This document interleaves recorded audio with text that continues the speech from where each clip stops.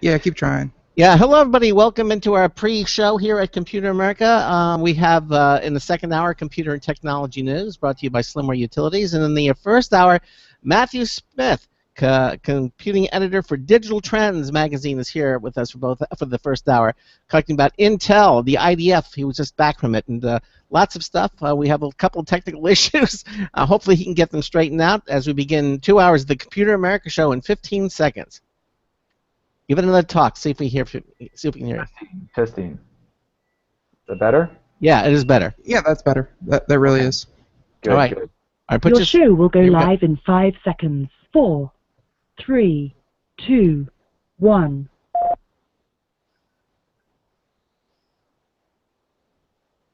Broadcasting live, it's America's longest-running national radio talk show on computers, Computer America, hosted by national columnist Craig Crossman. Look for Craig's weekly column in your favorite newspaper. This show is being beamed nationwide at ComputerAmerica.com. Keep it here for technology news, computer products, guest interviews, and your phone calls. You're listening to Computer America. Hello and welcome into the Computer America show. It's the nation's longest-running, nationally syndicated radio talk show about computers and technology. Computer America is heard around the world and coast to coast. And I'm your host, Craig Crossman. And I'm your co-host, Ben.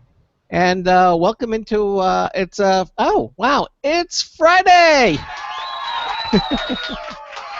Here on the computer. Yeah, it seemed like it because that middle chunk there where we accidentally, didn't do a show. So that's true. Well, these things, what can I say? The technology gods sometimes smile on us and sometimes they don't.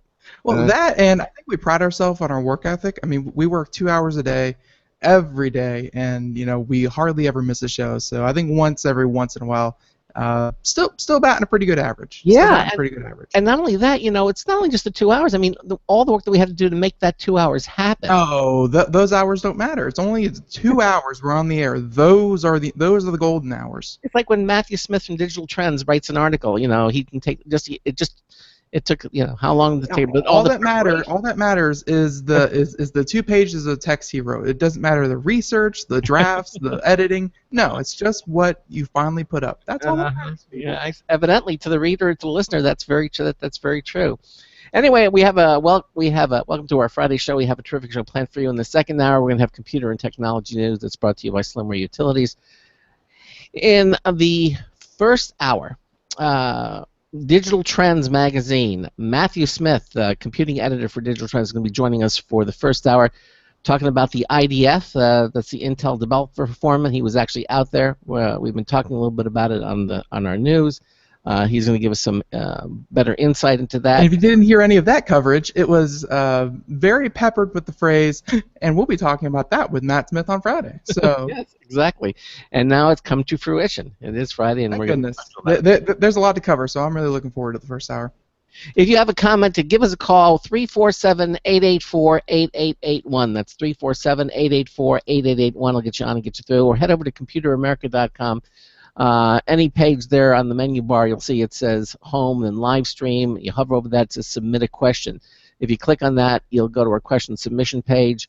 You can type in anything you like, hit Submit button, and Ben and I will see what you've typed instantaneously. The other thing you can do is watch the live video stream of our show. Again, head over to ComputerAmerica.com. On any page, the menu bar, it says Live Stream. If you click that, you'll be instantly teleported to our live video streaming page.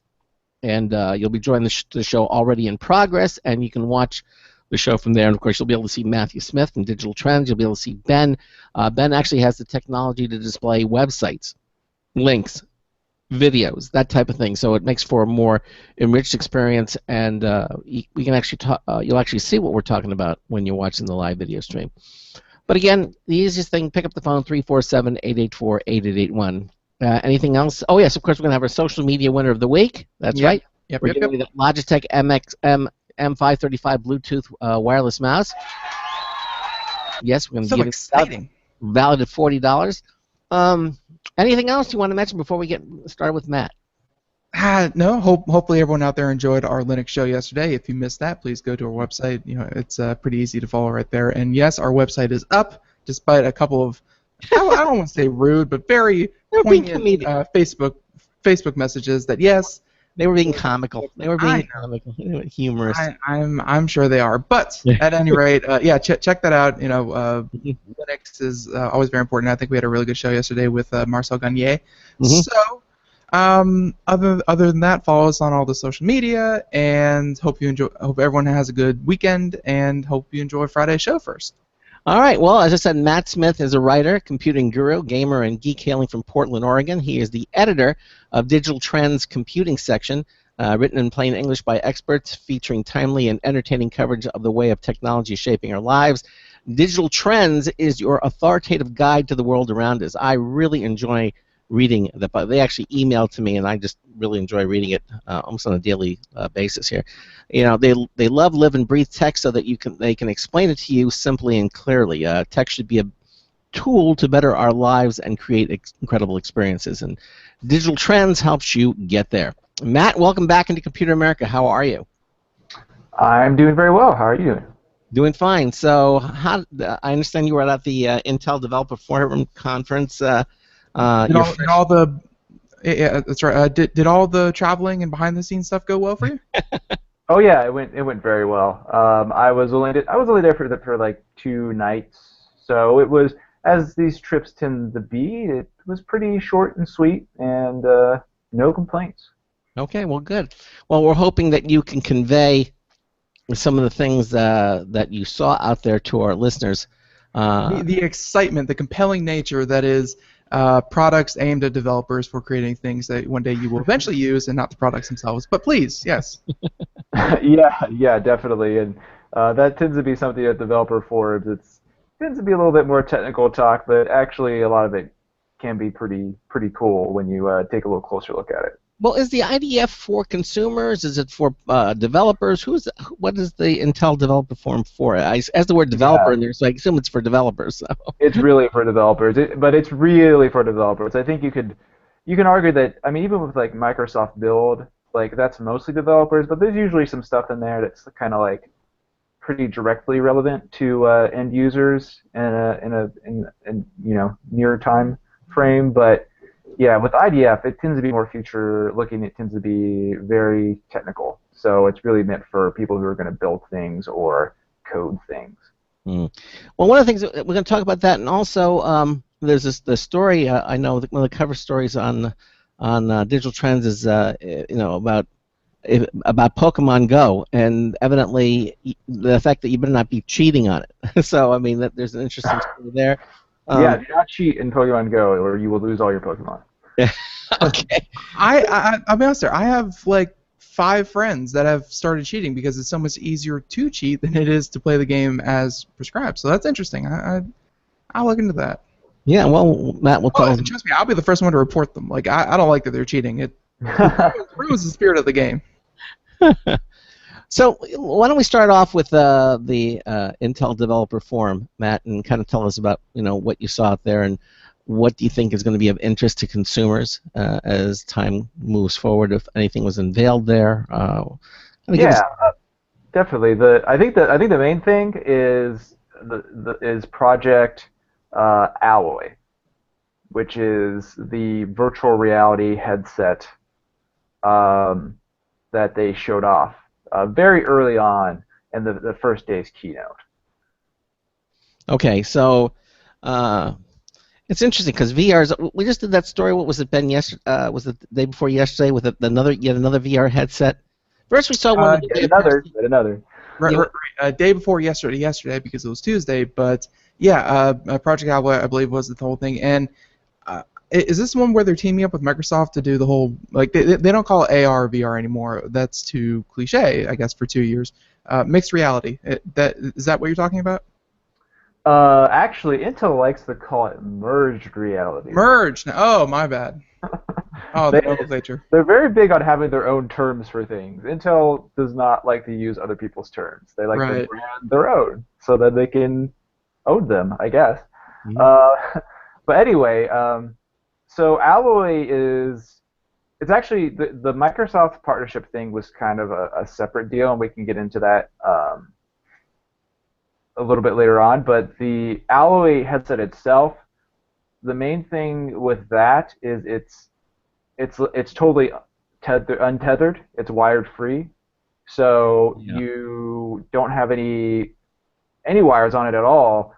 It's got a battery. It's got wireless video connection to whatever's displaying the content. It's got a onboard Intel Core processor for all the sensors, processing duties, and it has RealSense 3D cameras, and those track your movement, or they track the area that you're in and use that to determine where you are and how you're moving. So you don't have any controllers either. It's just the headset, and that's sort of the big thing with Alloy. Well, I understand because of those sensors, you can actually touch things. It actually knows where your hands are, so you can actually Right. interact. That's one of the weaknesses with things like the Oculus Rift. You have to have separate controllers, and they're kind of tethered to know what your hands are doing. And with this, you don't need any of that. It's just your hands. It even knows if you're coming up against the wall, so you won't walk into a physical wall, even though you may not see it. I mean, you have all I this. know, it's taking all the fun out of it. The whole learning curve. All the risk out of it. Not fun. And for those of you, or at least I've heard a little bit about it. I don't have one, so I've never really had any real experience with it. But Matt, how much do you know about the RealSense technology? I mean, I know Intel's been pushing it for like the past year and a half. It's in some higher end laptops, like built into their webcams. But what is RealSense, and like why is RealSense better than other people's solution, like the Microsoft Kinect, and PlayStation has a couple cameras. Like, why a camera built into it instead of set up 8 nodes around your room, and that's how we're gonna tell. Yeah, well, RealSense is a depth perceiving camera. In other words, it sees like you do. It sees depth and it understands that, and it can map that out so that it has a really good awareness of what's like going on in the world. And of course, yeah, like Kinect and I think Kinect was depth perceiving. Offhand, I kind of feel like that might not be true. But anyway, that's what RealSense is. And you can use that information of depth for like all kinds of different things, because it's really an entirely new way of giving a computer sight. It's a way for a computer to say, hey, like there's an object here and it's an obstacle and I need to get around it. It's a way for it to map out 3D spaces, to scan like your office, either for means of like determining where you are in the office, or you can also like do a 3D scan of it and make a virtual replica of your office, and then do things to it in a virtual environment. And yeah, so RealSense has been around for a while. The thing about RealSense in particular is it being kind of Intel's baby, is that Intel, they're a big company, they have a lot of resources, and they're putting this out with the idea that they wanted to be used in a variety of scenarios, not like a specific scenario, as was with, say, a Kinect. So they're opening it up with, developers can get the tools very easily, right? And they can mount it on a variety of different, hardware. It can be a computer, or it could be a drone, or it could be, a virtual reality headset. And I think that's probably the main thing that sets RealSense apart from other similar things we've seen in the past that have just kind of been like tied down to the idea you're going to use it with this like one thing. Right. And like you said, they so many things. I know webcams was like their first kind of push, but they I guess building it into their new merged reality headset, and I know they're playing it for a lot of corporate options as well, but I think the first place people are going to see it, unless you buy Alloy, is I think in webcams where they're trying, or where Intel is trying to eliminate the password and things like that, where it's going to be able to sense, it's not just a picture of your face, but it's actually going to be able to tell if it's, you and what depth, and it's going to be able to scan you, and essentially, biometrics in, passwords, but all you do is say wink at the camera or smile at the camera, and bam, your computer unlocks itself because it knows it's you.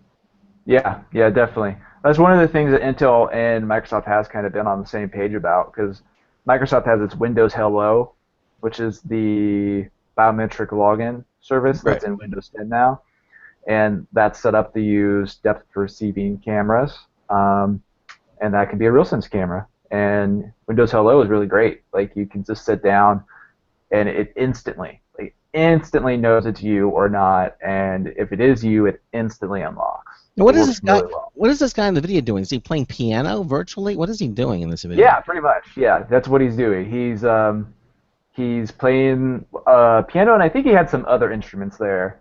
That's from like the beginning of the keynote. Right. Intel loves to show off like their depth perception stuff in like really fantastic ways. So this almost always involves some kind of musical performance where someone's like moving their hands in the air and music is played. They also had a guy with a virtual drum set there, so he was just sitting on a stool, like waving his hands in the air and playing the drums. And you could see they had like an overlay on the video of like you could see what he saw through his VR headset when he was playing the virtual drums. So. Oh goodness! And if you thought busking was bad before, imagine when they just have to carry around, a Bluetooth speaker, and the entire band can just sit there with no instruments and play in virtual reality. Yeah. How good was it? I mean, we're seeing a demonstration. I mean, was it fairly accurate? I mean, was he able to play pretty well, or? Yeah, it was pretty accurate. I'd say it sounded good. I think I noticed like an off note every now and then, and I think that sort of is true of Project Alloy as well at this point. They did the whole demo on stage, and it was very impressive, but it was also very obviously like still early stages. Like when the guy, for example, there's a part where they show you, hey, you don't have to have a controller, you can press the button in VR just with your hand. And like when he went out the first time to hit it, it didn't work. So he had to go and kind of reach his hand out a second time, and then it caught it. So it's definitely not like ready to ship right now or anything, but they're making a lot of progress on it. And to be clear, Alloy is not even targeted to be out until the second half of 2017. So it is a forward-looking project at this point.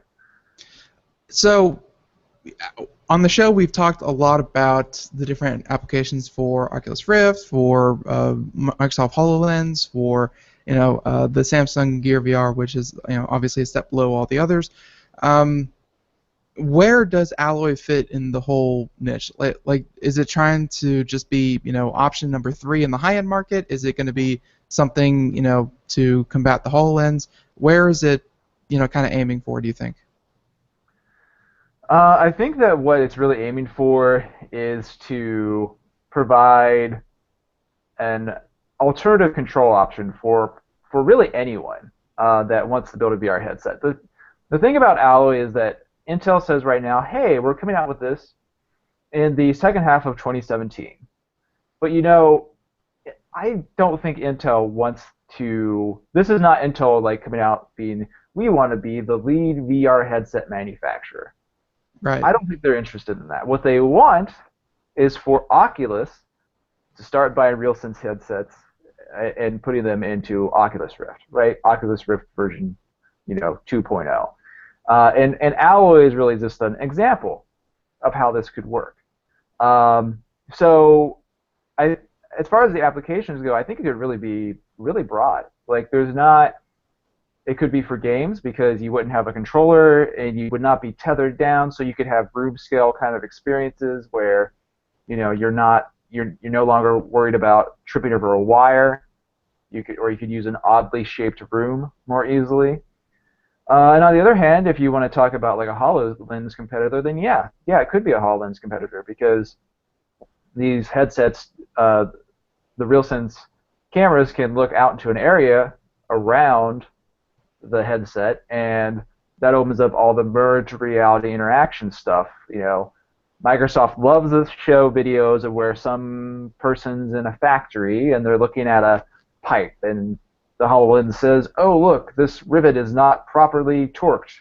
You gotta go torque that rivet." And you could do that just as well with the RealSense. Probably, maybe even better with the RealSense than you could with what Microsoft currently has with the HoloLens. So yeah, and it makes sense. You know, obviously I keep forgetting that it's the developer forum and not the consumer show or what have you. You know, and thinking that Alloy is something that's going to be kind of consumer facing, I think is a little hasty because Intel obviously would love to be the technology behind everyone else's technology for sure. Right, right. And they have they say, and remember it has an Intel Core processor in it. Hey, why don't you get one of those for your headset? Which is probably a little bit of a stretch, but you can imagine how much Intel would like it if suddenly everyone was putting Intel processors in their VR headsets to offload the sensor data computation. So.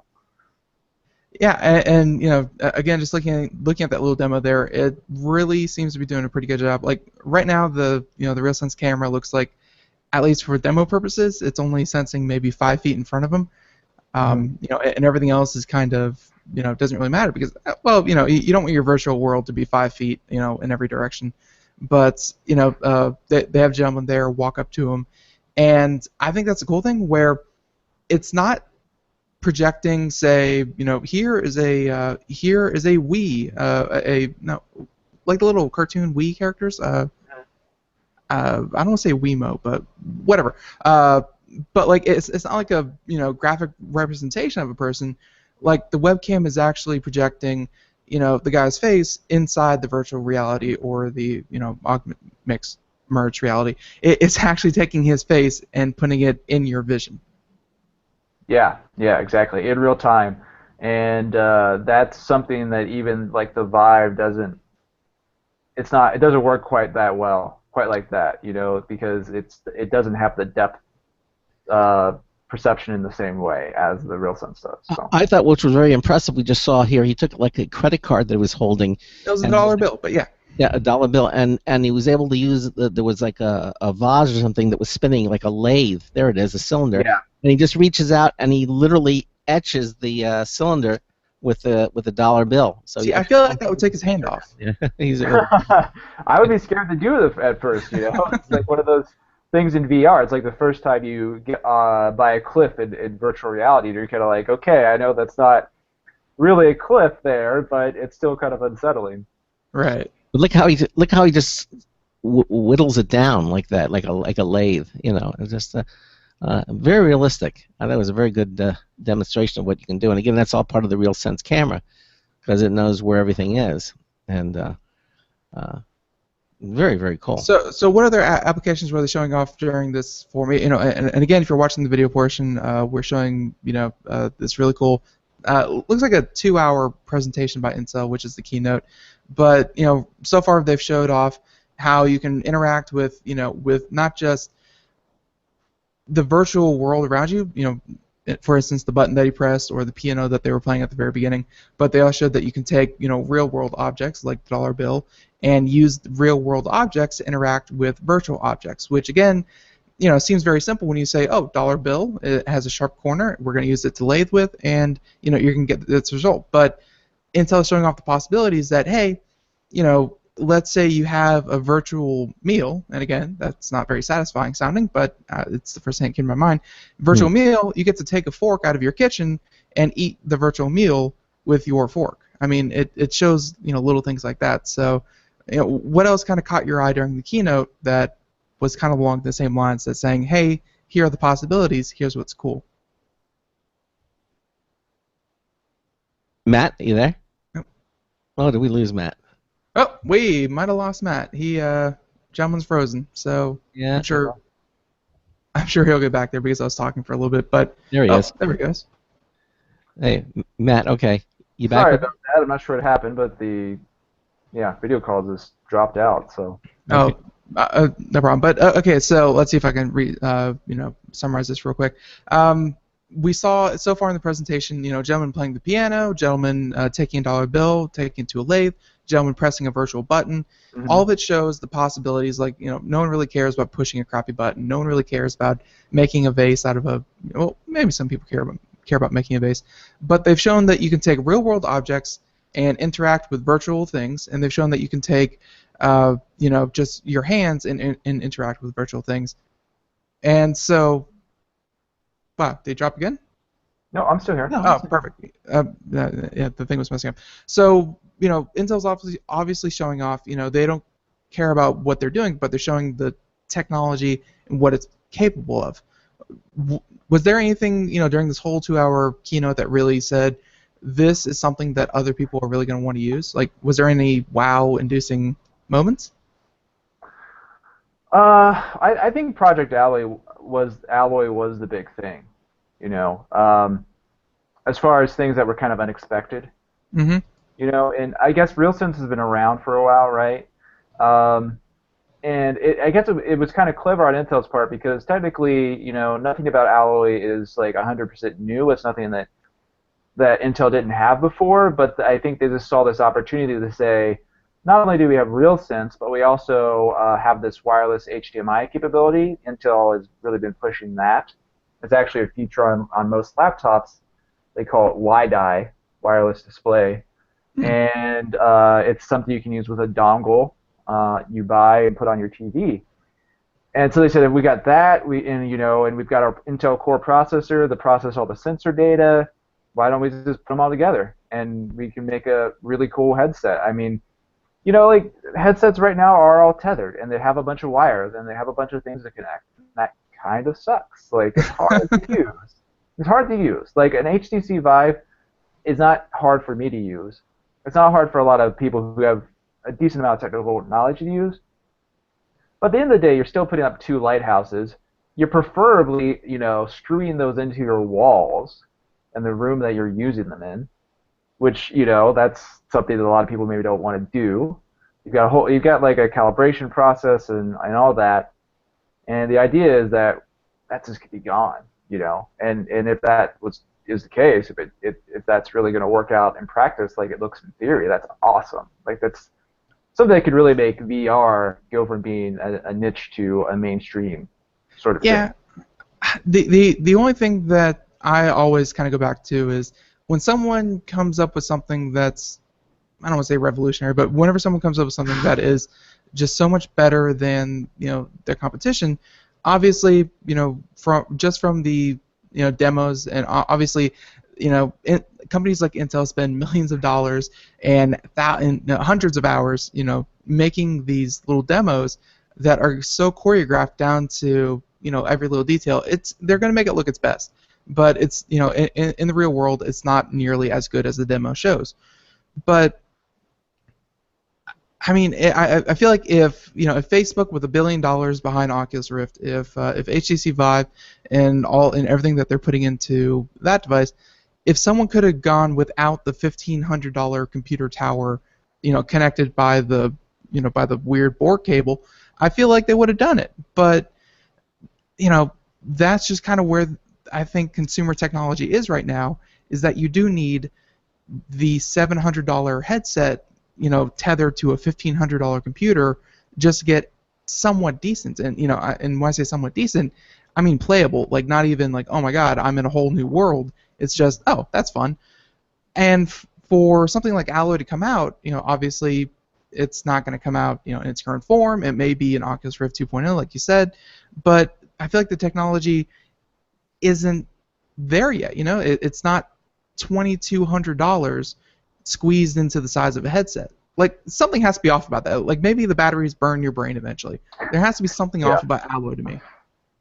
Yeah, well, I would agree, in certain points because, for one thing, like the headset they showed is pretty big. Like it's like one of the bigger headsets we've seen, and it does run off batteries. They say it runs off batteries. So if it runs off batteries, I can imagine it's not going to last more than like an hour. Right. Like it's probably going to be pretty limited. And I'm sure they're working on that kind of stuff, but yeah, it's something that's like, this is really cool, and the capability is getting there. It's not going to be this year. It's probably not going to be next year. So maybe it'll really get mature around 2018. But I'm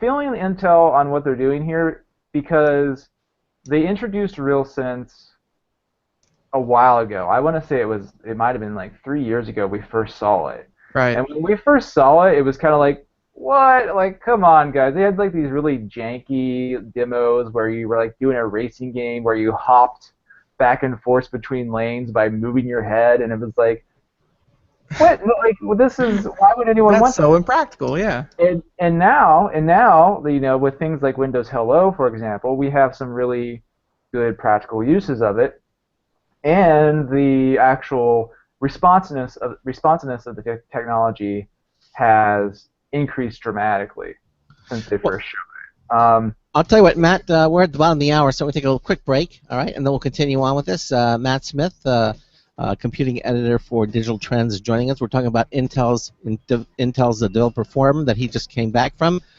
This is the Computer America Show. Another News Test Bulletin review from Marty Winston. That's all coming up. Stay tuned for more Computer America. Sometimes disaster strikes. Data can be lost due to many different reasons.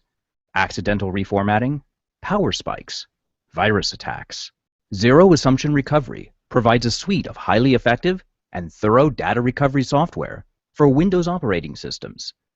ZA is suitable for home users and small businesses who need a powerful data recovery solution for Windows and Linux file systems.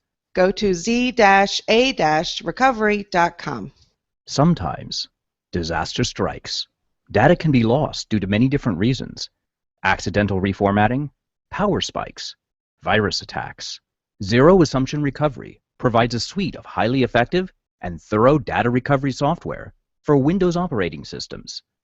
ZA is suitable for home users and small businesses who need a powerful data recovery solution for Windows and Linux file systems.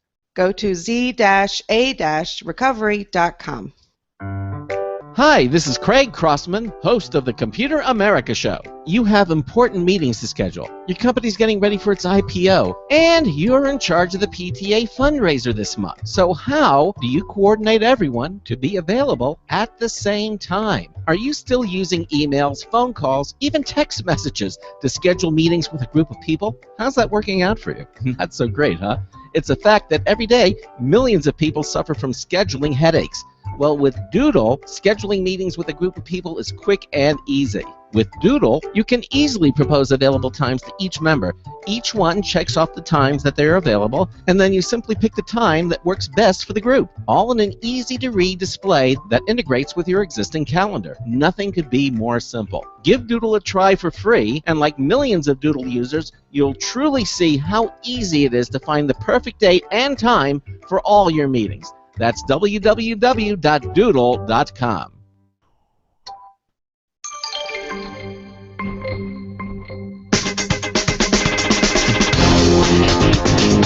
Anybody remember why there's a string around my finger? Marty Winston with a News Tips Bulletin Review for Computer America. This time we got in the eHang Ghost Drone 2.0 kit with their VR goggles. This drone is a precision instrument with a gimbal-mounted spherical 4K camera and an impressive amount of control. It seems excellent at keeping its place even up just under 200 feet with a solid breeze. The goggles let you see either what the drone sees or what it sees through its own front camera, so you get a heads-up display of status. We wanted a drone that could do build-in progress videos of our house project, then do gutter patrols or after-storm property line patrols, and those things are no great challenge for this quadcopter. Bottom line, the eHang Ghost Drone 2.0 with VR and a 4K camera, it's an ultra-high-def eye-in-the-sky that even we can fly.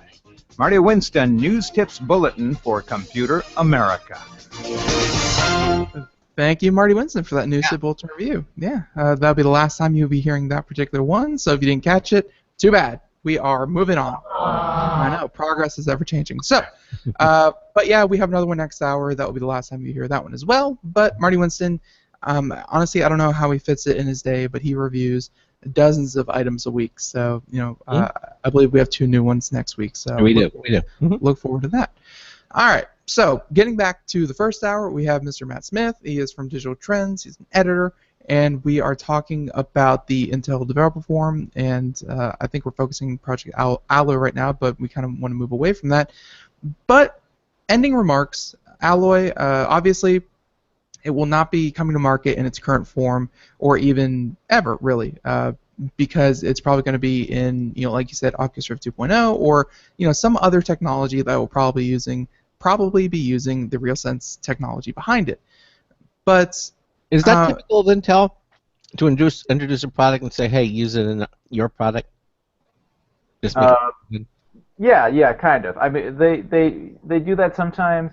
Like you have to remember, like, okay, Ultrabooks, right? Like they came up with the idea of Ultrabooks. They came up with the standards. They had like these prototypes. They never sold an Ultrabook, right? Like, and another example would be the next unit of computing, which is Intel's like little tiny desktop. They came up with that idea, and they do actually sell the next unit of computing, but they don't really advertise it, and it's not a fully functional computer. You talking about the NUC? Yeah, the NUC. They don't put an operating system on it. Mm-hmm. But it's just there because besides Intel selling it, a lot of manufacturers actually have little computers that are based off the idea of the NUC. Mm-hmm. They just have like different cases or slightly different formats, but they're all kind of around that core idea. Got it. So yeah, Intel's done this kind of thing in the past. Mm-hmm. Okay. Perfect. And I definitely want to move on with some of the other things that they unveiled there, because they did have quite a few, and we spent half an hour talking about one, and they had probably half a dozen. So the other thing that we kind of covered here on the show, I don't know how much you personally had covered this, but we also talked about how Intel released, I believe it was called Joule, like Joule, like the unit of energy. Did you see that out there much? See it? Not really so much, although mostly because it's a very small thing. Right. It's but yeah, I definitely saw the keynote. I didn't attend any of the sessions about it.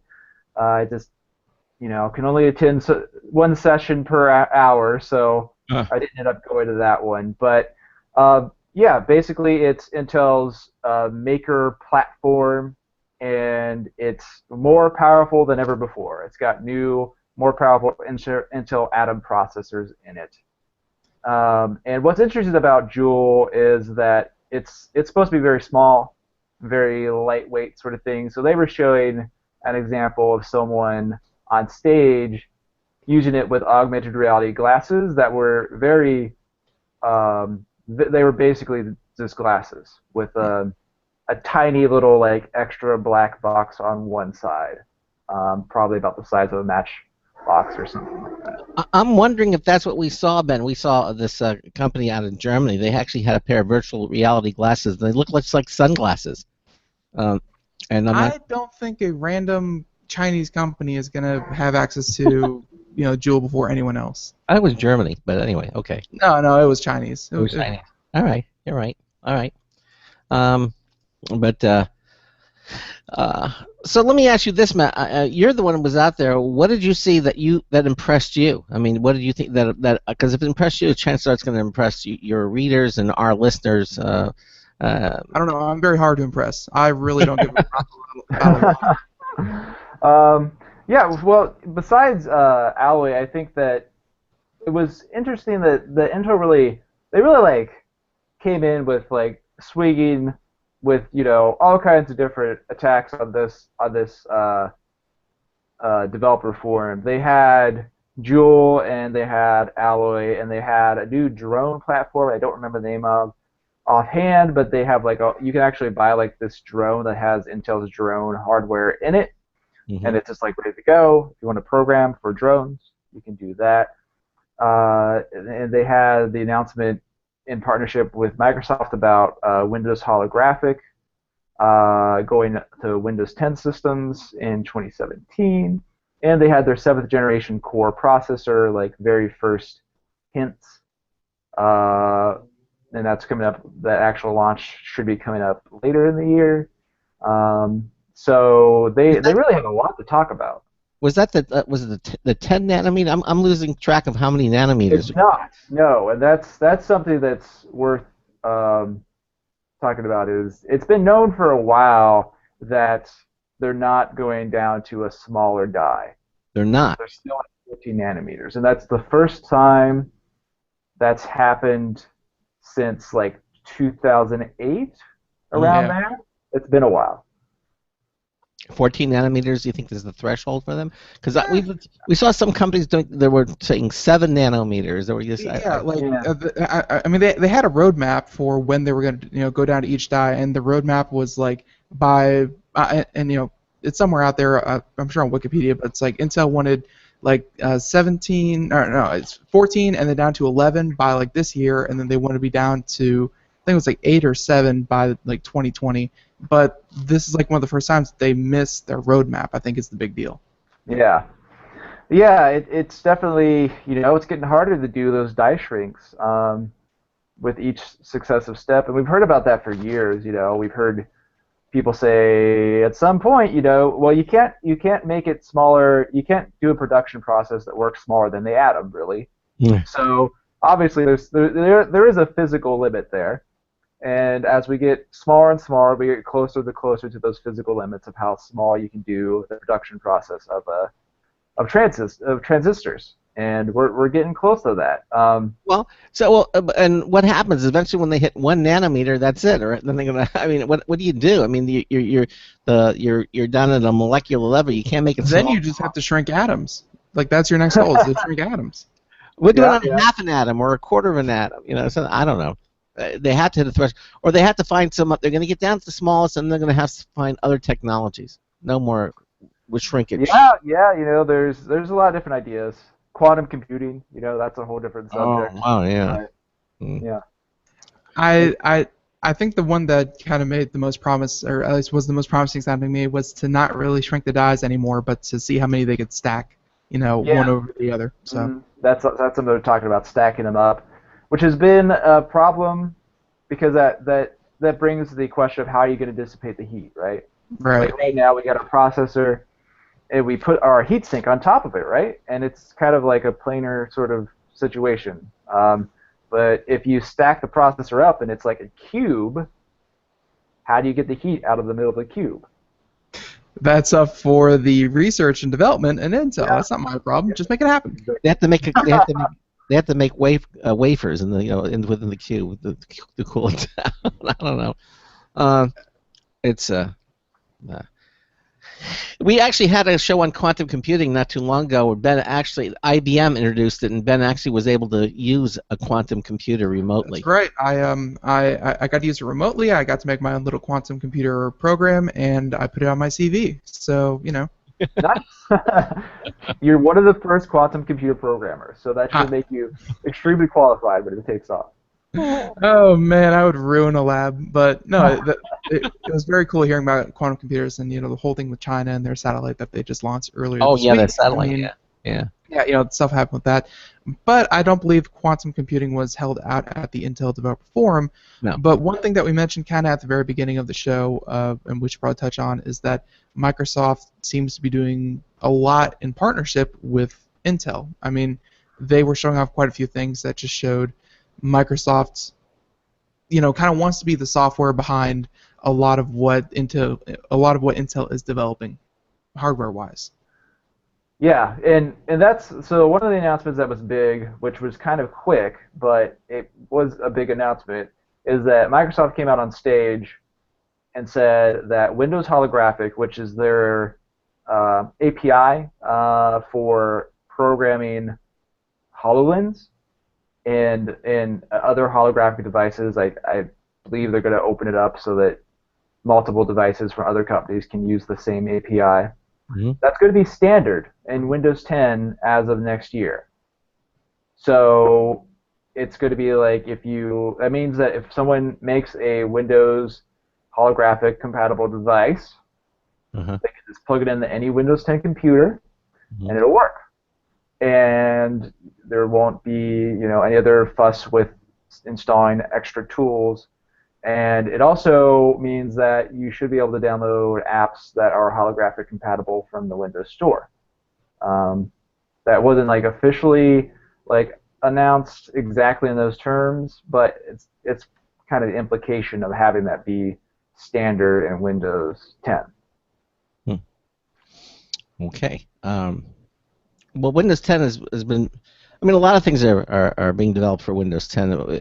We hardly a day goes by, Matt, when we don't report on some new game or some technology, especially with the anniversary edition now that they've just introduced with Windows 10 and making it compatible with Xbox and I mean all these things in the They're really trying to sweeten the pot for those, 350 million, drank the tea, but they're trying to, really entice the other, billion devices that aren't currently running, the current version of the operating system. Let me just take this opportunity to ask Matt again, because look, Matt, we always enjoy having our editorial colleagues on the program, and I always enjoy asking them different questions. Is just got a feel of what their opinions are. And when it comes to Windows 10, I mean we've heard the Kool-Aid. A lot of us drank from it. Microsoft keeps saying that Windows 10 is going to be the last version with the Windows operating system. There will be no Windows 11. It's always going to be Windows 10. The people will always have. Everybody will have the same version. Eventually they'll all be running the same version.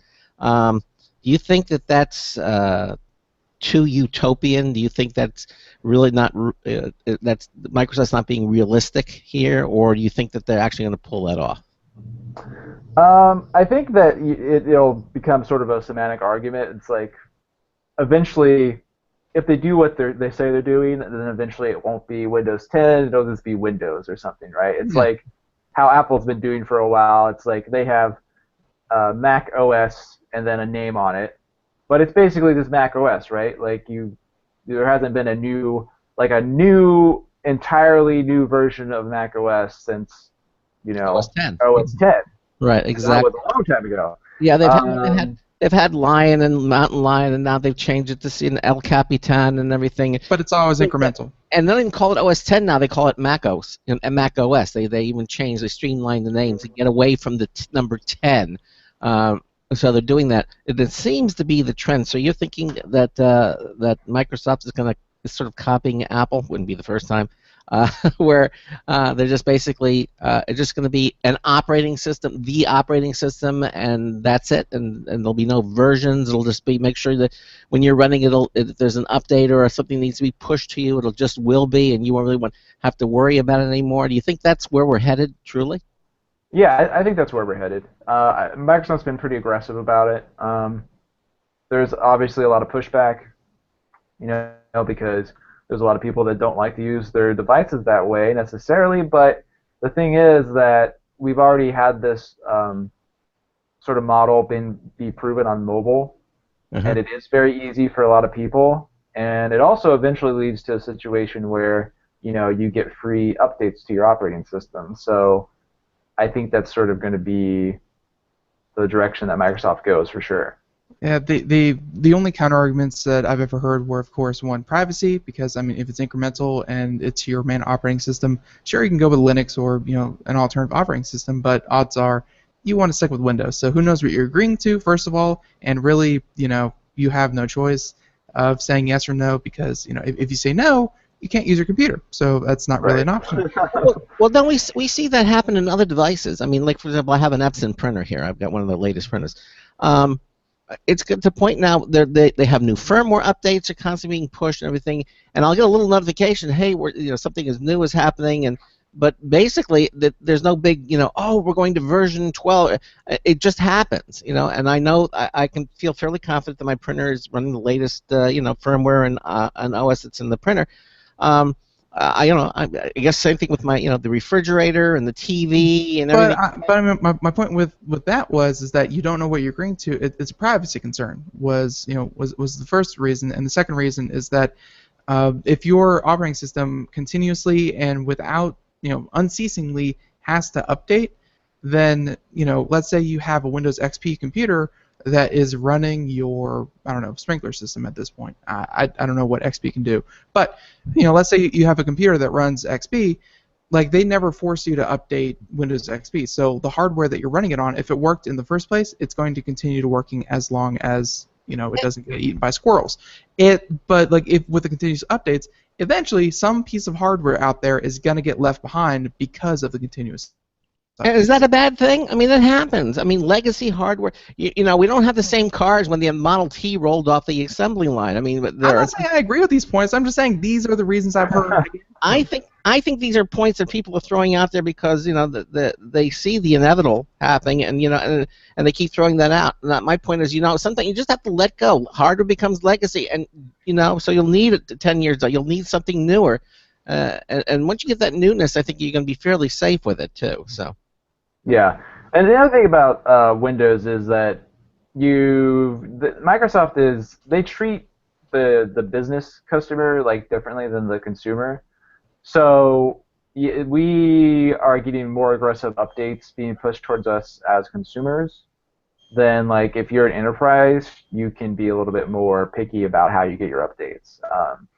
And Microsoft will help accommodate you on that. And Microsoft is very good at that. Like they make a ton of money off of business, so I think they understand that pretty well. And they understand some people don't want to update all the time. But for a consumer, like you're gonna have to update because it's just easier for them, and to make that the standard. Right. Oh, it's 5. Okay, then it's 5. Oh, okay. Well, Craig stepped away for a second, but yeah, no, it's easier for them, and like you may say, oh, well, now they're not focused on the consumer. Shame on them. But when you realize how much of how many millions of dollars, how many thousands of man hours went into making sure that Internet Explorer 5 still worked, even though they were working on Internet Explorer 10, it's it only makes sense that they want everyone to finally come up to speed. And I think we have the internet connection nowadays to support that kind of work. So it's sort of the classic thing of saving the user from themselves, which Apple has always been very good at, and very good at making that be a feature, not a bug, right?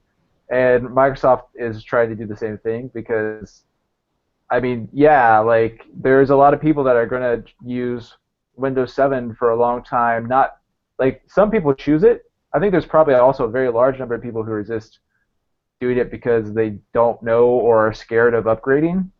Right. And maybe they're using Internet Explorer, 10 or 9 or some older version, and they're vulnerable to a lot of problems. They probably end up having, they can't end up running the latest applications eventually, and that causes headaches for Microsoft because then it comes out that, oh, look, Microsoft Windows 7 has this bug. All these people are getting exploited by a malware, or the apps don't run, or whatever. And Microsoft just wants to say, no, here's the version. You should use this version. It's very well supported. It has all the patches. Please use this. Use this. So they're trying to save people from themselves. So. Yeah, and do you think it's just going to get phased out? I mean, like we have the Internet of Things is really starting to make its way. I think there is a not only a computing shift, but a social kind of interaction shift. I think that version numbers for operating systems, people will look in the past and go, oh wow, they actually had version numbers to the I mean, I don't even look, I didn't know an operating. I mean, I don't even think of it as an operating system. It's just the way that works. My car works. I don't think what operating system I have in my car, and as you know, cars are computers on wheels these days, and it's going to be even more and more that way. I think maybe the desktop classic way we approach and look at desktop computers is in for a radical fundamental shift away from version numbers and I don't think so. Really? I really don't. I mean, it's too big of a marketing push. It's too big to imagine the day where Microsoft says we have revolutionized the home computer, folks, for the 15th year in a row. Check it out. Windows 11, it's too much of a marketing thing to just say we're never going to advertise another moneymaker again. I know that technologically it's completely possible, but from a marketing standpoint, it makes zero sense for a company that wants to make money. Well, they can still make money. They just don't. They just do it in a different way, from a different perspective. They're still making the money. I mean, you may be a subscription or something. You might have to or maybe it's factored into the cost of the product that when you buy it. That you're getting these unlimited just upgrades. It's just going to be totally transparent to the end user. I don't know. To me, I think of video games whenever I think about operating systems that continuously update themselves, and it's like, let's say World of Warcraft. They update themselves. They have big patches. They have little patches. They patch themselves continuously over 2 or 3 years, and then 2 years later they say, and check it out, a whole new expansion, and then they super hype that market up. Like, I think operating systems, if they're going to go the way of continuous updates, it's going to be the same way. It's going to be, hey, we're going to do little things. The anniversary update, we're going to change some UI features, add a couple more, do this, do that.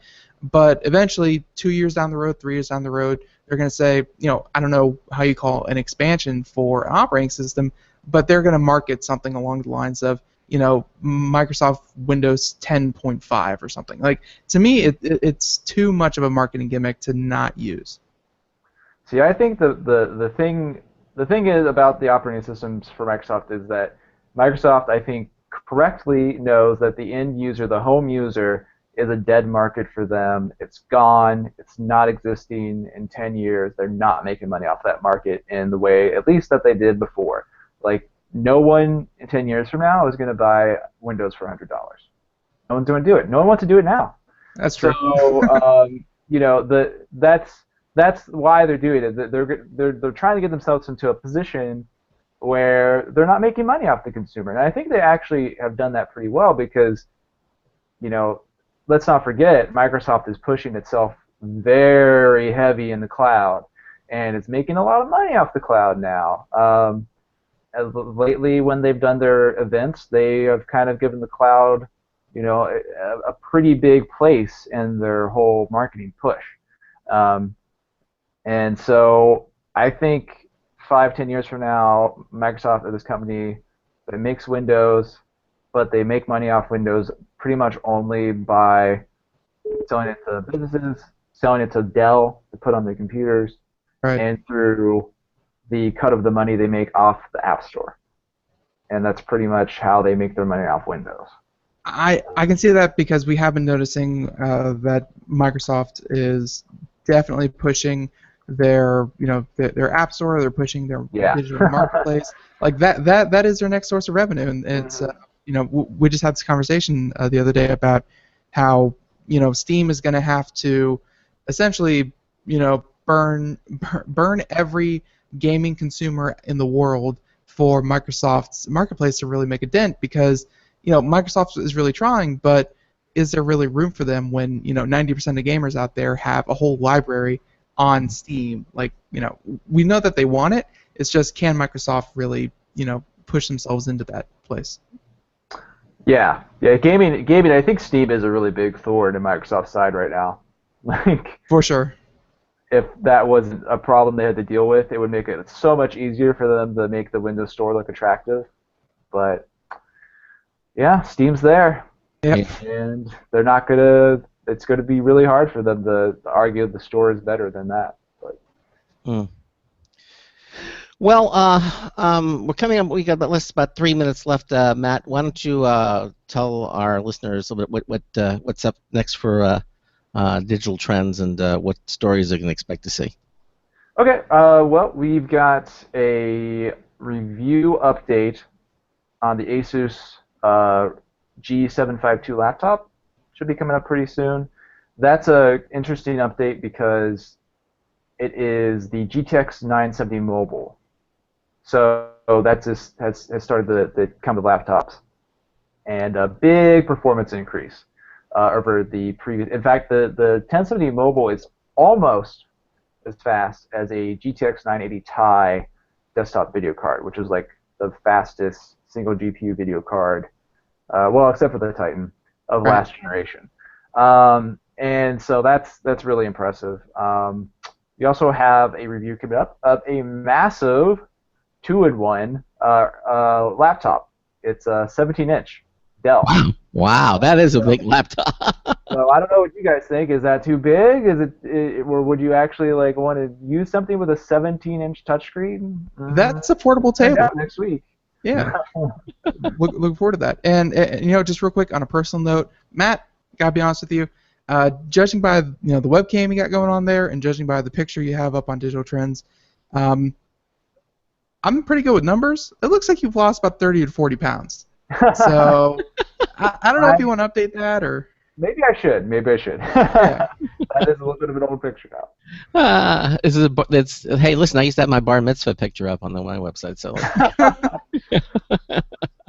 hey, Matt, listen, it's always a pleasure having you here on the show, and I want to thank you on behalf of our listeners for filling them in on the IDF and all the things that you've been saying there, and certainly look forward to having you back again, and maybe in a couple of months, and as more and more things. Listen, the holidays are almost upon us, and of course, the new iPhone 7. There's a whole bunch of stuff happening in September and October. We'd love to have you back on the show, okay? All right. Well, thanks for having me yet again. All right. Take care again. Thanks, guys. Matthew. All right, Matthew Smith again, computing editor for Digital Trends, and check it out at the website digitaltrends.com or over at ourcomputeramerica.com. We have a link to the Digital Trends website as well. Okay, so thanks again. We'll point you in the right direction.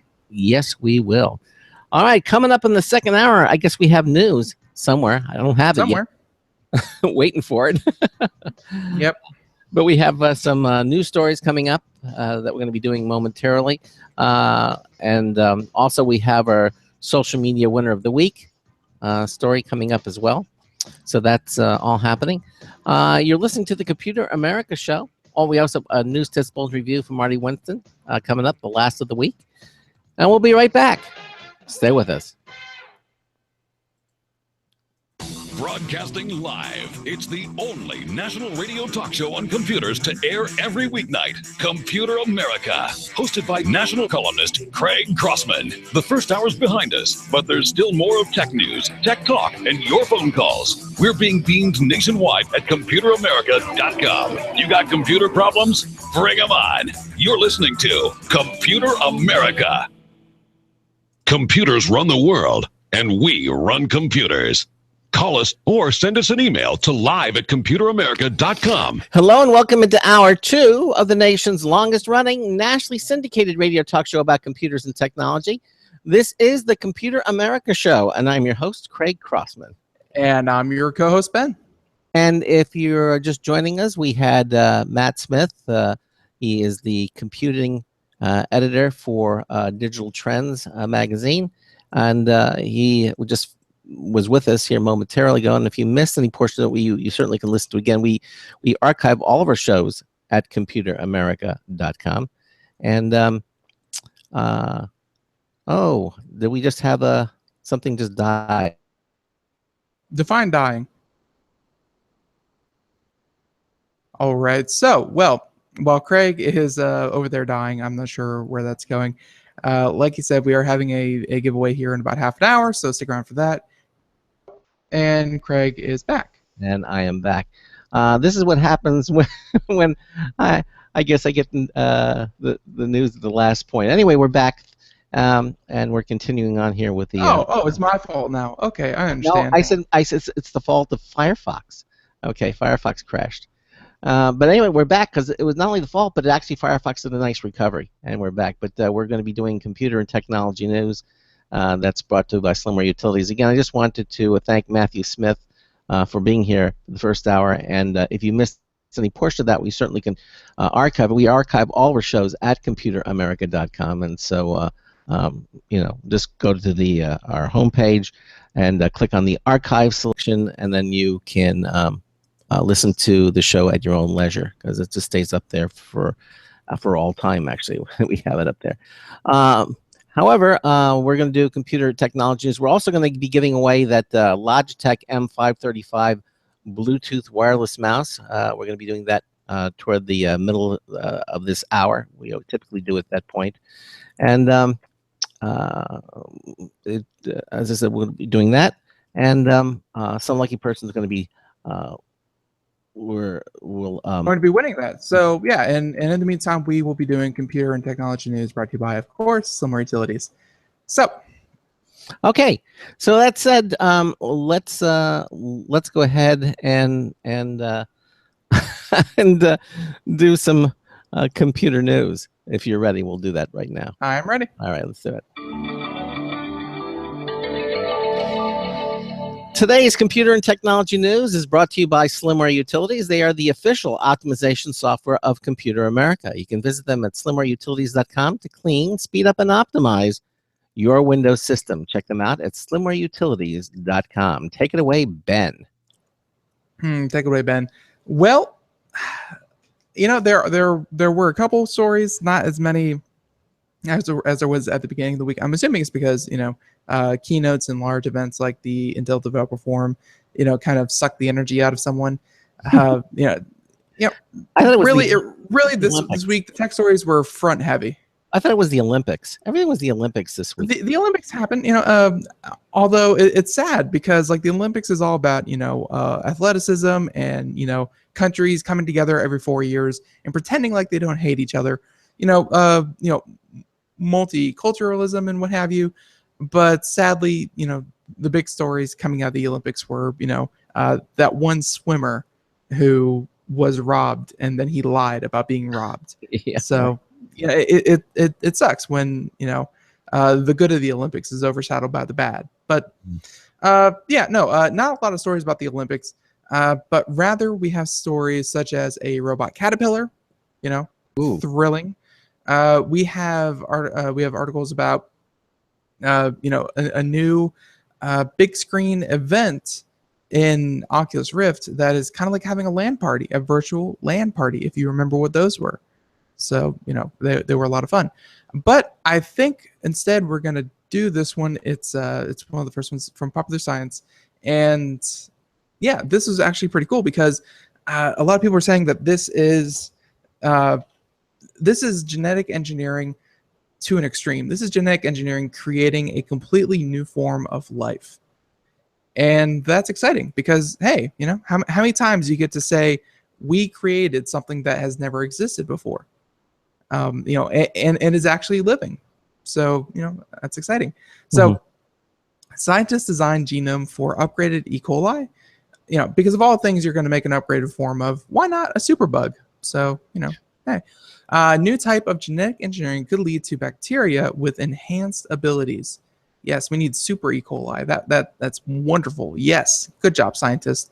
But a team of Harvard Medical School scientists, which includes genetic professor George Church, have designed a bacterial genome that has been rewritten on a massive scale, with changes in more than 62,000 spots. Crazy. So why would they want to do that? Let's find out. So they haven't used it to make living E. coli yet, but the findings mark progress towards genetically engineered bacteria that could make new materials without risk of exchanging genes with organisms in the wild. This is the precursor to zombies.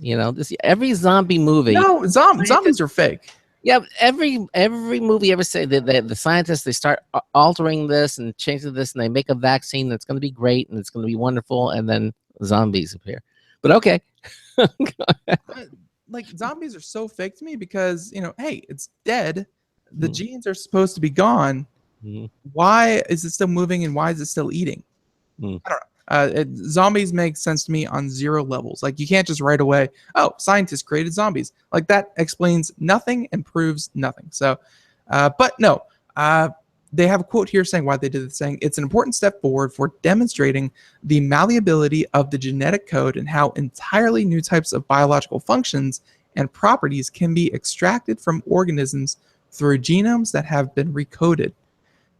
So really, this is genetic engineering, but they're changing an organism's own DNA, and called recoding. It's meant to be safer than traditional genetic engineering because it can't spread outside the lab.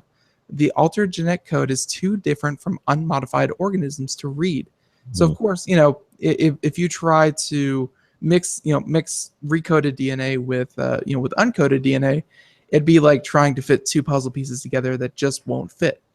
There's no way you're going to mix them. But if but let's say you edit 1 or 2 genes, then those 1 or 2 genes could, exponentially, kind of show themselves outside of a lab setting because, hey, they're so similar. You're just changing such a small amount.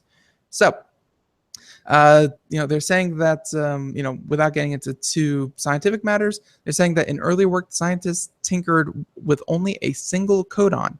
Now, the team has tried to cut down the number of codons E. coli uses from 64 to 57.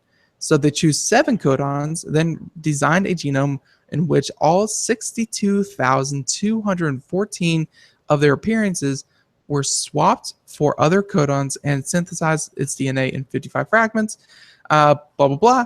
They're saying that once it's finished, the upgraded E. coli will be able to use up to 4 new amino acids to make protein. Like, really, this is new life. Like, this is not bacteria anymore. It's something that humans have created in a lab, completely separate from, bacteria, from virus, from animal, from plant, from, whatever organism you may know that I don't.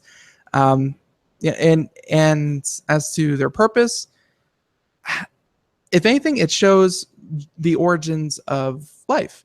Because if you look at DNA, take any DNA in the world, I think it's something like 97% of DNA is inactive. Like 97% of DNA is not expressed in any way. It's junk material. There's only very, very small parts of DNA that actually get used to make up a human, a cat, a flower, a plant, a bacteria cell. And it seems like they're trying to trim some of that useless stuff and see if life can still work. Mm-hmm. So, it's exciting because, up until this point, it's shown that nature doesn't evolve to make what's useful or what's best. Nature evolves to make what works. Like everyone thinks that, nature is going to evolve until you get, the tiger, the ultimate hunting predator. But no, nature works until something, it's the lowest common denominator, and what works good enough is what survives. So it's genetic engineering on really, the most basic level we've seen. So I thought this story was really, really cool. It is. Okay. All right. Well, Ben and I are continuing to do computer and technology news brought to you by Slimware Utilities. This next story here from Microsoft, this is actually from a publication called Thurrott. And evidently, with Windows 10 anniversary update. Hey, we were just talking about this with the whole upgrading thing. Yeah, well, look, it was inevitable. Something's going to break. I'm just saying, Craig, are you going to tell 10 million or millions of people that, hey, screw you? No, they're going to fix it. But, sometimes, something as complex as the operating system, you put it out and it's going to break something. And something did get broken. Evidently, Microsoft has broken millions of webcams with the Windows 10 anniversary update. And evidently, this is according to Brad Sims. He says, on the 2nd of August, Microsoft released the anniversary update for Windows 10, and when the bits arrived on computers around the globe, it brought with it new features and also broke webcams for millions of consumers. So if your webcam has stopped functioning since the release of the anniversary update, you are not alone. But there is good news, and a fix is coming, hopefully in September. Gosh, in September. So a whole month just because you own. Mm-hmm. I assume this is because it's an old, not something new.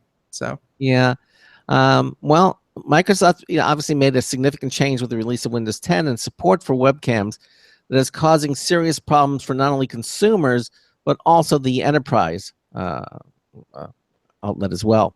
The problem is that after installing the update, Windows no longer allows USB webcams to use the MJPEG or H.264 encoded streams and is only allowing UY2 encoding.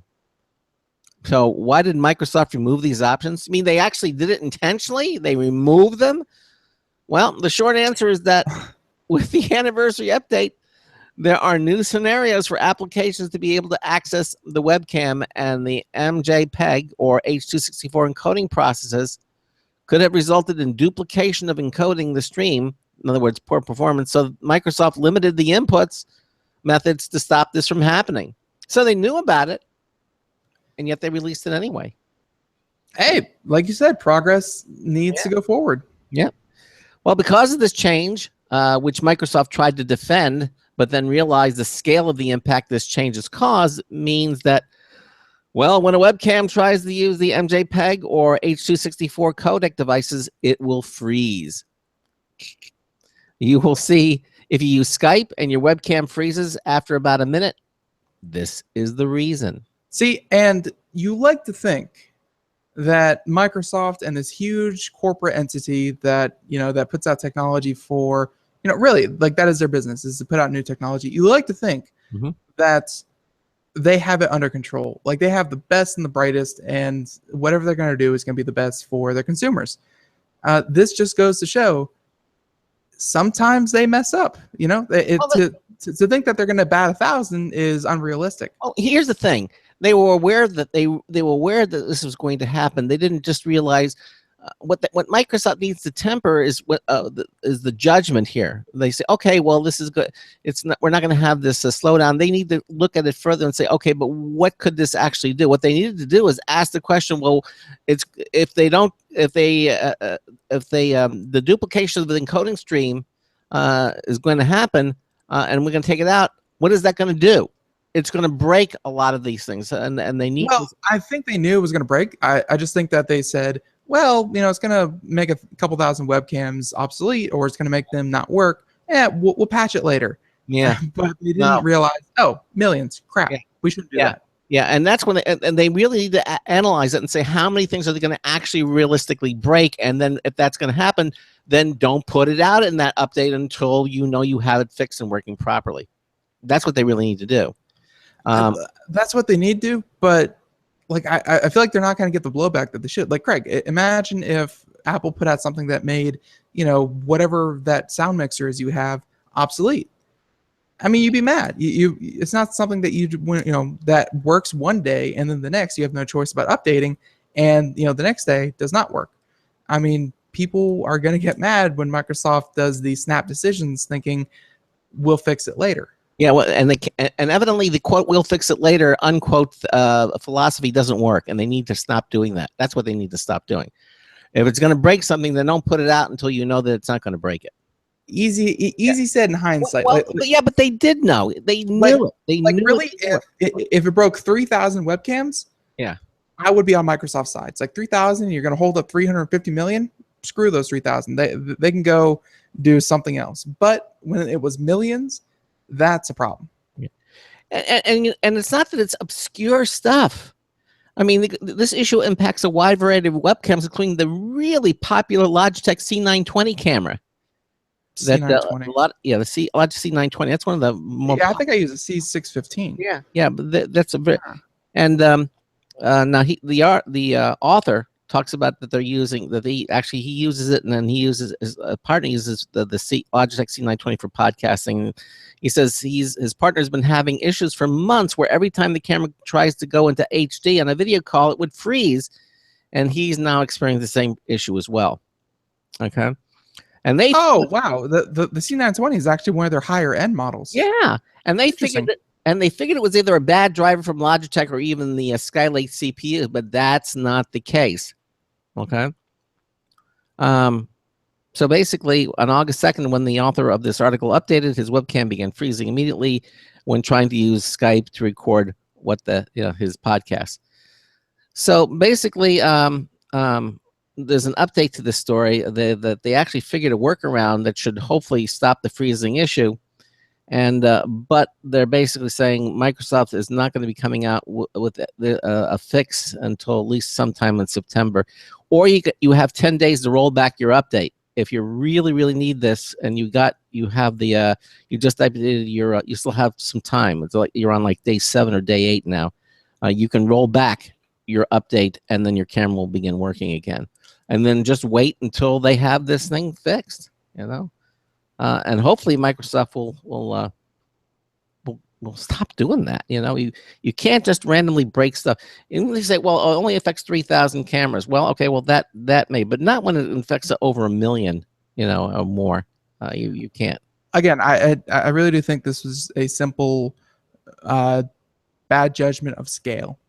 Like, it's they knew the risk, they took it, and then they realized, oh crap, someone missed a decimal here or there, someone missed a comma, and it happens. But the fact that it's not just webcams from 2007 that aren't working. No, Logitech is still pushing their HD Pro webcam C920. It's still $100 and still available. I mean, it's one of their latest cameras. So good to know. Good to know. And hey, it sounds like because it is such a newer model and such a higher end model, perhaps some of you out there are wondering, why is my awesome webcam all of a sudden not working? There you go. If you have C920, or maybe your webcam is doing something ever since an update, Microsoft is to blame. Write them your angry letters, not Logitech. So, right. So, and really, I think we need to talk to our friend over at Logitech, because I think we should give away webcams instead of mice. Okay. Well, I can talk to them. No, really. I mean, we've been giving away mice for the past year or so, or more. Mhm. I think it's time to switch it up a little bit. Okay. So, Well, I can certainly talk to them. or headsets. People love headsets. I don't know. We'll see. Everybody uses a mouse. Not everybody uses a webcam. Not everybody uses the other. But everybody. That's because they don't have them, which is why we need to do giveaways with them. Okay. I don't know. So, okay. Let's see. Let us move on over, and that is not cow talk, to this was an interesting ruling, and this happened, I want to say, yesterday. But, of course, we were busy with Marcel Gagne, so we couldn't get to it. But this was an interesting ruling by the courts about internet service providers' copyright and piracy. So, and it sounds good on face value, but it's, I don't want to say it's bad, but it's more along the lines of it gives more jurisdiction and more power to ISPs to work separate from the court system. So, good or bad, we'll see. But this is from a website called the Privacy Online News and by Caleb Chen. So the court rules that the ISPs do not need to give up information on alleged pirates or copyright infringers. So ISPs do not need to, so if the police come up and they want the name of so-and-so, whoever pirated this, or there's a court order saying, hey, we're trying to bring up litigation against people who illegally downloaded, let's say, Game of Thrones, because that's number one. The ISPs are not required to hand over the names of the users. So, hey, that's something. Okay. But they're saying that an American internet service provider has received validation that does not have to give up personal details of alleged copyright infringers. So, this is done by the East Virginia Court District, so yay, Virginia, and denied copyright holders BMG rights management a permanent injunction against Cox Communications that would force the ISP to match personally identified information such as email, physical address, and name to an IP address, and that has been accused of copyright infringement. So in this case, BMG has verified, was trying to force Cox Communications to actively spy on alleged pirating users to verify that they stopped pirating. So essentially, as soon as they thought that you pirated, they would forcibly make your IP address say, whenever your IP address came up, it would have your physical address, your email, and your full name attached to the IP. So essentially, everywhere your IP connects to, you are now known, like by person. Obviously, huge privacy violation. So, that did not go through. That's a good thing. So, the recently decided motion for judgment as a matter of law has been between music licensor BMG Rights Management, which is a client of Rights Corp, and Cox Communication, which is again a pretty big ISP. I've used them before. Really good internet service for a good price, but their support could use work. I don't know, but so the judge said reaffirmed that the December decision that Cox is liable for contributory copyright infringement and needs to pay $25 million to BMG. So, however, the judge also denied a permanent injunction sought by BMG, ruling that Cox did not have to provide emails, addresses, and private information to BMG. So, they have a couple things here. This article is pretty long, but let's just kind of summarize here. ISPs recently came out, or at least there's a story concerning ISPs that recently came out saying that ISPs, Time Warner, Cox, Verizon, Comcast, name your internet provider here, they don't want to be the sheriffs of the internet. they don't want to dedicate the resources away from their core business, which is giving you internet. They don't want to dedicate hundreds of people and thousands of hours and millions of dollars to making sure that you aren't stealing stuff. That's not, they don't care. They don't want to do it.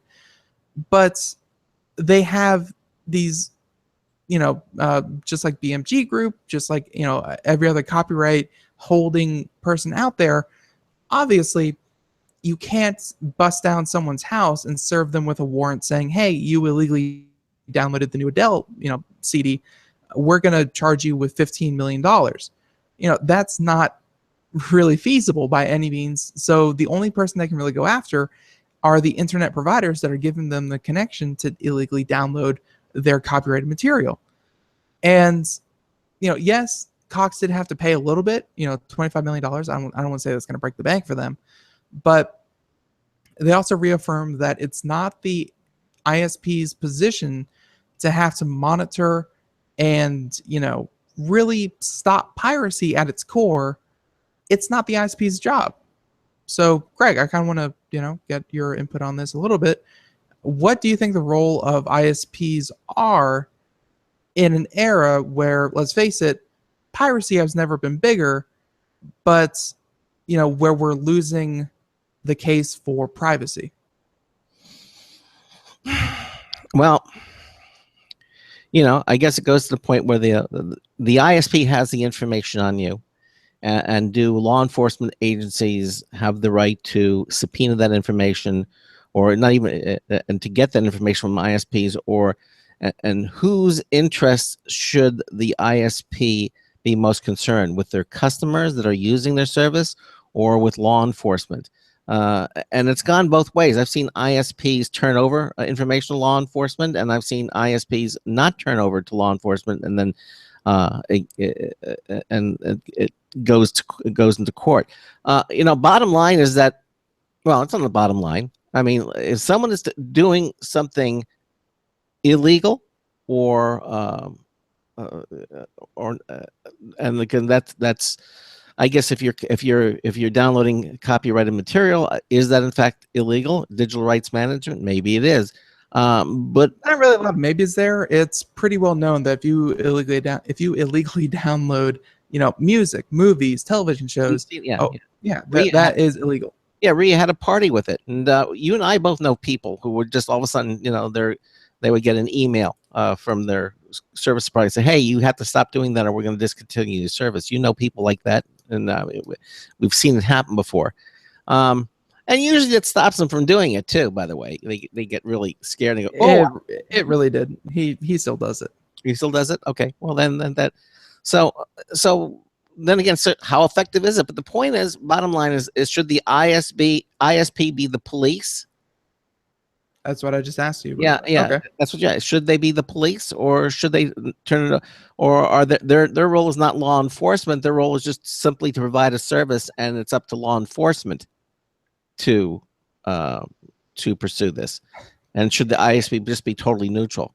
I mean, and there's this whole community around the fact that piracy doesn't really hurt sales. Like, it doesn't hurt the businesses. What really hurts the business is the anti-piracy. What hurts what hurts content getting into the hands and being paid for is digital rights management, is exclusivity with certain providers. It's when you try to protect the interest of your program, I'm not saying give it away for free, but when you try to say you can only get it on HBO, you can only get it on Netflix, when you can only get it on here, and you make it really, really hard to download when you try to do this, when you try to do that, it hurts it because you're paying customers, the people who really want it, you're making them jump through hoops that at the end of the day aren't going to work, because we've seen digital rights management. It's some of the easiest stuff to crack. It's it really does not work. It's going to get hacked. And then we've seen study after study showing that when you like piracy, they said that Game of Thrones was season 4 was the most pirated television show in the history of ever, or even the most pirated thing ever.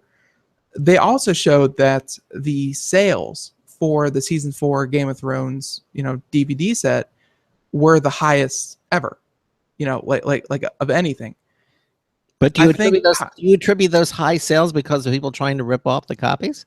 no, you attribute the high sale. Like you think it would be the inverse. You think, oh, look at how many people are illegally downloading it. No one's going to buy it if they can just illegally download it. No, we're seeing that people are interested in it. They want to watch it, and if they like it, and there's an easy way to pay for it, which is why Netflix is so popular. If there's an easy, clear-cut way to pay for it, and the value is there, then they're going to pay for it. Pirates don't just steal indiscriminately. They want to see something, and there has to be that cost proposition that, do I really want to see this movie for, let's say, it cost me and my girlfriend $30 to go to the movies and watch it, or, but it doesn't look too good. It's not very good. Like, every correlation between what is most pirated, there's a pretty high correlation to what is also most purchased.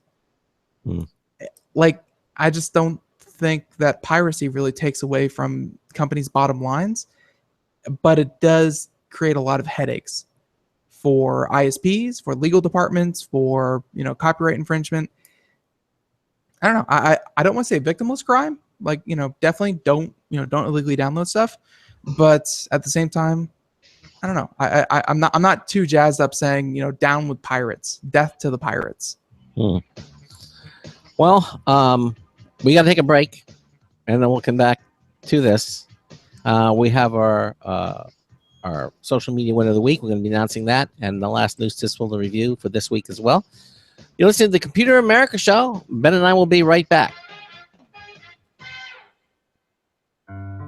Hi, this is Craig Crossman, host of the Computer America Show. You have important meetings to schedule. Your company's getting ready for its IPO, and you're in charge of the PTA fundraiser this month. So how do you coordinate everyone to be available at the same time? Are you still using emails, phone calls, even text messages to schedule meetings with a group of people? How's that working out for you? Not so great, huh? It's a fact that every day, millions of people suffer from scheduling headaches. Well, with Doodle, scheduling meetings with a group of people is quick and easy. With Doodle, you can easily propose available times to each member.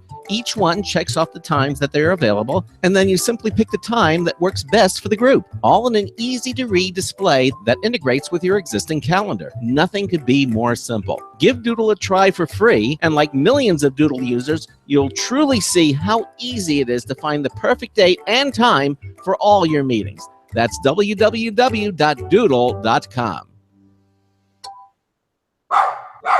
Looking for a best friend? Brother Wolf Animal Rescue has your best friend waiting just for you. The mission of Brother Wolf Animal Rescue is to help build a sustainable, no-kill community where no dogs or cats are ever killed for population control, where true euthanasia is reserved only for animals who are irremediably suffering or for animals who are truly a threat to society and with no hope of rehabilitation. Brother Wolf staff and volunteers go door to door, neighborhood by neighborhood, to educate citizens about local resources available for at-risk pets and to help their families connect with those resources. Brother Wolf's community-based approach to no-kill helps keep family pets healthy, happy, and in their homes and out of the local shelter system in the first place. For more information or to make a tax-deductible donation to this wonderful 501c3 organization, visit their website at www.bwar.org.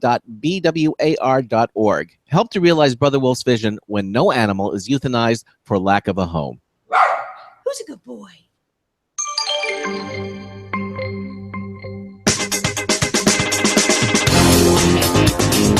Confuse a kid. Ask him to explain the tech on Perry Mason. Marty Winston with a News Tips Bulletin Review for Computer America. This time, the Blue Water Spirit Water Purifier.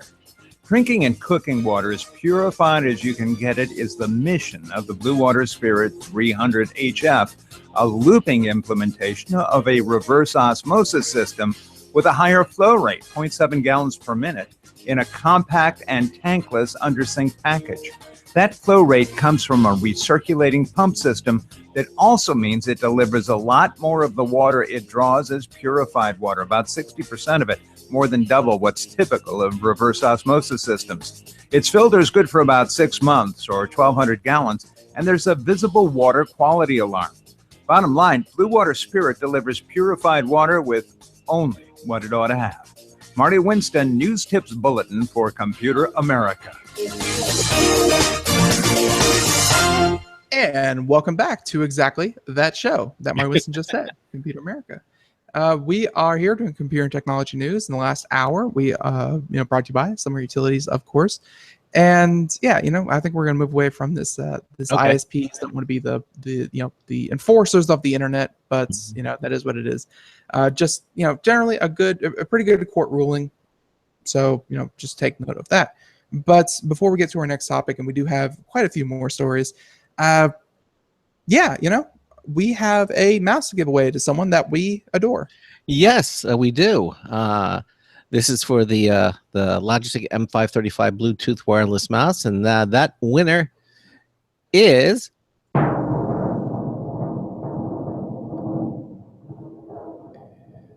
Jeffrey Morgan. Hey, Jeffrey, congratulations. You're this week's social media winner of the week. And, Jeffrey listens to us in Erie, Pennsylvania. And actually, he has a comment. He says, we offer an option for you to make a comment. He says, "Love the show, guys!" Exclamation point. "Keep up the great work, or the good work!" Exclamation point. Thanks. So there you go. Well, we're so glad, Jeffrey, that you appreciate our show. We will continue to work good just for you. Just for you, exactly. So we'll get that mouse out to you right away. We'll contact Logitech, and we'll have them send that mouse to you. And we're fairly confident that your anniversary version of Windows 10 won't break this mouse. And we'll make sure it's out to you right away. So again, congratulations, Jeffrey Morgan from Erie, PA, this week's social media winner of the week. Congratulations to you. So Ben and I continue to do computer and technology news, brought to you by Slimware Utilities. And this next story here is from Engadget. And this is from Steve Dent. He says, invite all your Twitch friends. Do you have Twitch friends? Or just friends that are twitchy? But if you have Twitch friends, invite them to a stream or a broadcast. Now, evidently, activity sharing is now bolstering Twitch's quote-unquote friends social network. That's interesting. Like Twitch's social network, like friends feature, just got more useful if you want more company for streaming or broadcasting. You see, there's a new feature, and it's called activity sharing. And it will notify your entire friends list if you're doing something interesting so they can join in. That's nice. Conversely, you can check your friends list to see what others are doing and join in. Okay. Users can keep broadcaster streams private if they prefer, just by unticking the Share My Activity box that's presented to you. Okay. Now, the Friends feature, which recently launched on mobile, is still in open beta. Okay, much like with Facebook, friends can send each other whispers at any time. It's whispers with a capital W. It's a feature. They call it whispers. Whispers. But followers need permission. Okay. All right. Now, Twitch created the feature to make it easier to send whispers or private messages to pals, but has since expanded it considerably. Now, see, while some users are doubtful of the Twitchbook feature, it's undeniably good for broadcasters and socially minded streamers. Yeah, I mean, they're saying Twitchbook because obviously these are features very integral to Facebook and what Facebook does. Mm-hmm. Sending private messages and sharing what you're doing in some kind of activity feed. Mm-hmm. Inviting others to. I really don't understand what the heck activity sharing is. Well, when you're doing something, they're going to see what you're doing. That's the whole point of Twitch and streaming. Like, why are they saying, "Hey, that's a new feature"? When, the number one feature since day one of streaming was to show others what you are doing. Well, why are they saying that this is a 4-year-old feature? Well, that is the whole premise of the entire company and business. How is that a new feature? I think what they say is activity sharing is different in the fact that it will only notify your friends list, not everybody. Just throwing it out there to the general public. So activity sharing will only notify people who are, in fact, your friends. Okay? Does that make sense? Not really. Okay.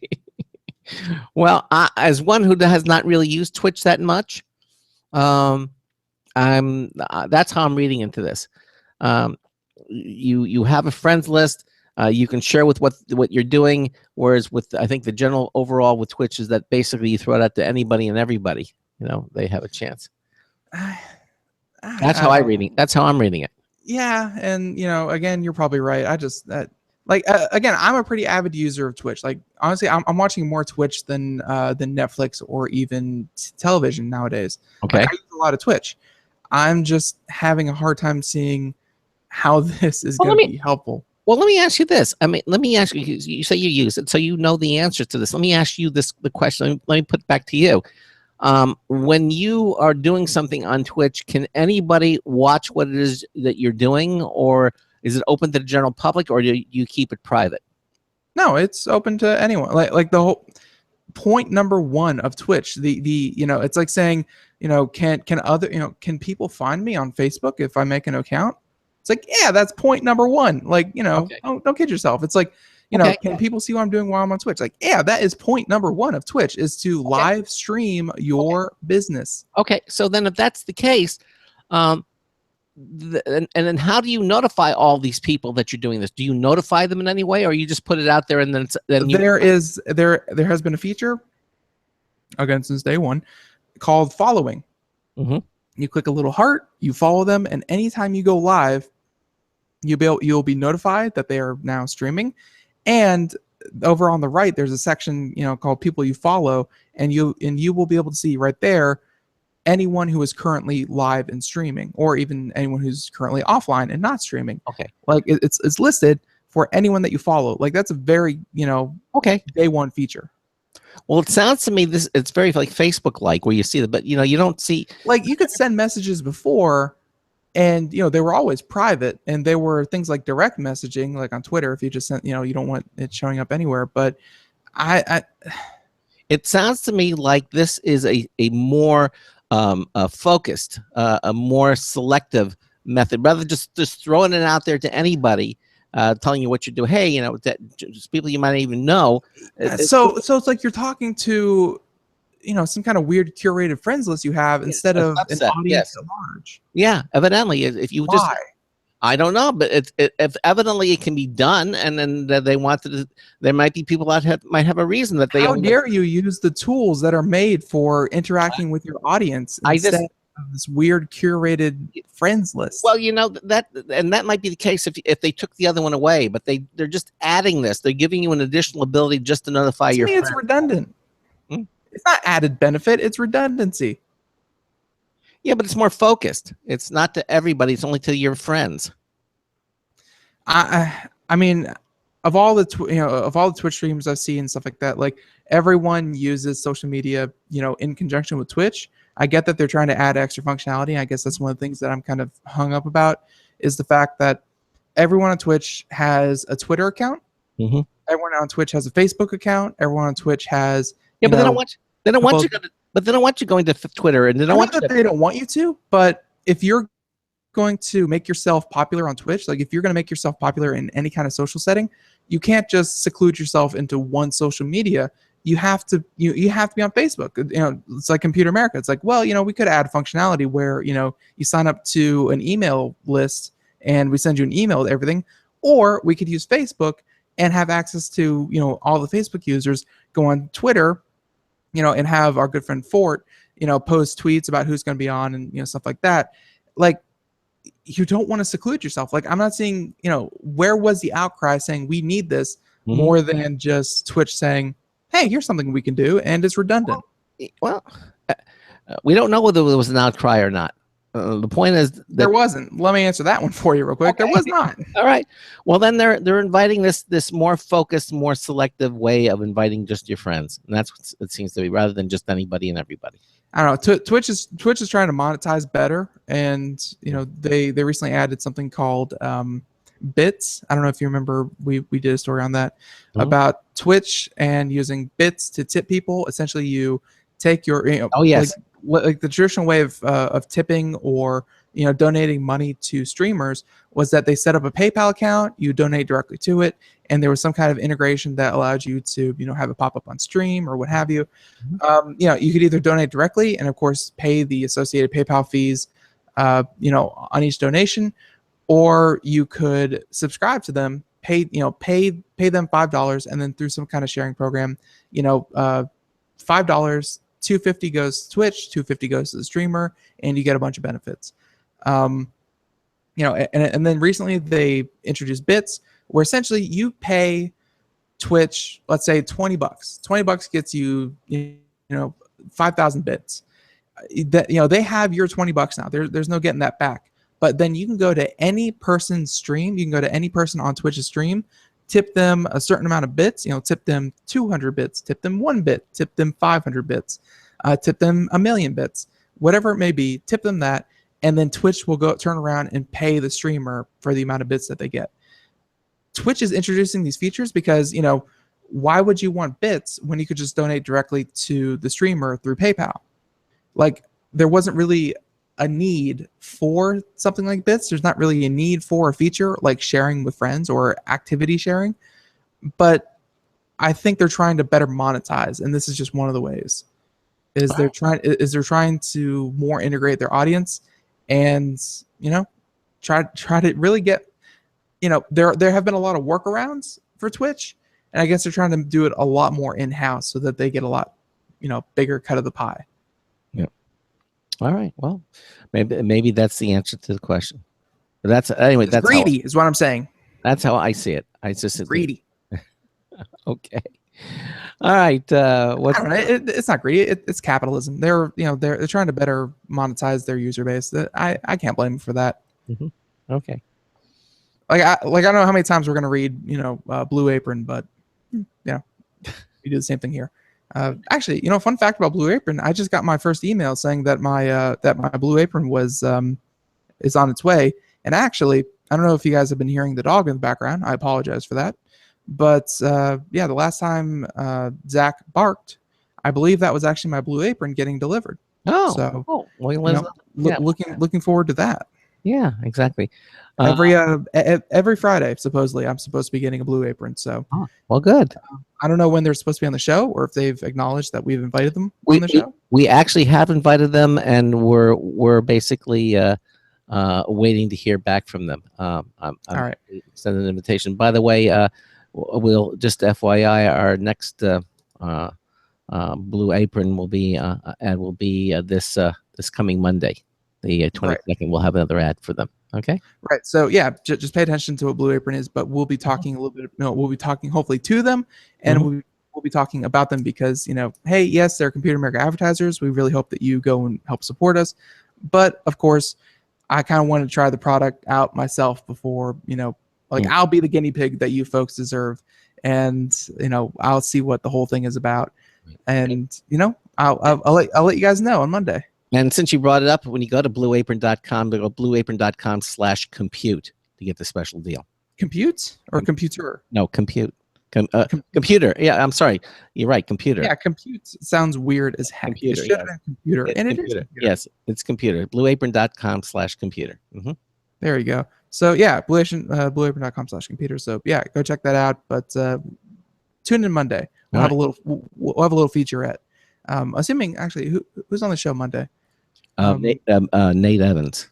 Nate Evans. Pop Sarah. So yeah. Oh wow, wait, that's actually 2 hours. No, but we can take time out of him. That's fine. All right, so so that's Twitch, and that's the whole activity sharing with friends. They're trying to be the Facebook of Twitch, and I personally think that it is redundant. So whatever. All right, so moving on to the next story, and here's something that had a lot of promise. And it promised that it was going to make crime not a thing of the past, but more Minority Report-ish. And it was going to be a big boon to law enforcement. And yeah, there's a lot of hate going around right now, showing that a report slams Chicago's data-driven crime prevention tool.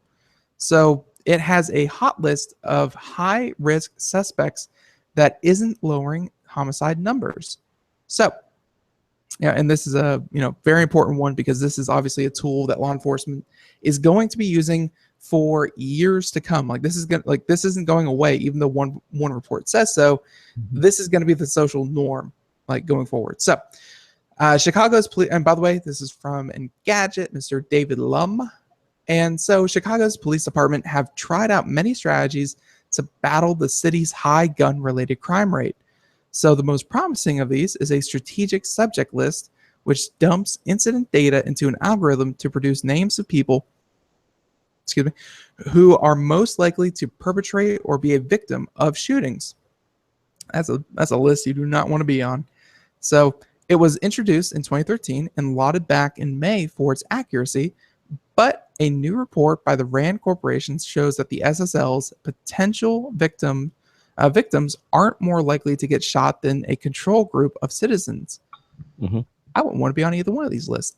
So, I wouldn't want to be on, even the control group. It's like, hey, we're going to follow you around for 6 months. Let's see if you get shot. Anyways, so and that individuals on the list may be getting arrested more often than being on it. I'm sorry, are being arrested for simply being on the list. So the algorithm added folks to the list based on not just an arrest records, but whether someone is socially connected to a shooter or victim. So to prevent crime, these persons of interest would get visited before anything happened, but it wasn't a police knocking on the doors. Social workers and community leaders would approach the data-suggested at-risk folks and attempt to intervene and offer ways out of, say, the gang life that endangered them. Sounds a little weird. So that was the idea, but the RAND Corporation was given incredible access to the Chicago Police Department as it built and used the first version of SSL, but found that they weren't using it to provide social services, instead using it to target people for arrest. So, they're saying partially The Verge explains that the SSL system got lost in the shuffle of no less than 11 different violence reduction initiatives, saying that the list just got lost. So it sounds like they had it sounds like they had a dozen different programs for reducing violence in the city, but when you have a dozen different programs, you can't run them all at once and expect them all to work. It seems like things just got too confusing. So given the concerns it raises, the RAND report doesn't have a suggestion for how the protections should be applied to policing. It's possible that being placed on the list draws police attention, as certain officers may have used it as a source for leads to close shooting cases. That's the scary part. Saying that just a random algorithm says this person is likely to be involved with a shooting accident, crime, or victim, and whenever people are running into dead ends, or they run into, turns out that out of 10 close associates, one of these associates is on our list of potential, is for potential victim or criminal. Let's go question them, and that leads to an arrest. So just by being on the list, like not even even marked as a victim, could have a chance of getting you arrested. That's bullcrap. So, the Chicago Police Department released a statement defending the current system, noting that the RAND Corporation had evaluated version 1 of the list, and they are now on version 5 with a 6th on the way. So they have invited them to review the newest list, but the report's criticism of the actual impact of the SSL are still valid, says a law professor. Quote, just creating a data-driven most wanted list misses the value of big data prediction. The ability to identify and proactively intervene in the lives of at-risk youth is a positive, but you have to commit to the intervention piece. And I think I think the idea is good. The idea is that it's going to take arrest records. It's going to take, maybe social services calls. It's going to take any kind of interaction you have with law enforcement or social services. Make a list and show connections of, this person lives in in somewhere that receives welfare. This person has friends who are all gang members. This person has, so-and-so. Like before they even commit a crime, they're going to know who associates with, at-risk members of society. And it seems like, version 1 of the whole plan was that you take people who are at risk with the right conditions, with the right associates, with, have all of the perfect storm of becoming a potential risk to, to society, and getting them help, getting them out of, like I said, the gang life, whatever it may be, Right. putting them in crime prevention courses, providing them with alternative resources. Like, it seems like the initial thought was a good one, but then the way they carried it out, they just said, here's a list of people who are very at risk for causing shootings. If you have any associates of, of this person under investigation, check these people out too. They're probably involved, which led to, like I said, a higher risk of arrest for people on the list. The law professor made a very valid point that this should be a positive, and they've turned it into a pretty big negative instead. Is that typical for the I don't know. I've heard bad things about the Chicago Police Department. I mean, I was going to say the Chicago Police. Yeah, exactly. Right. There are quite a few police departments that are seen as corrupt, blue wall of silence and what have you. Mm-hmm. Chicago Police Department does get a lot of flack.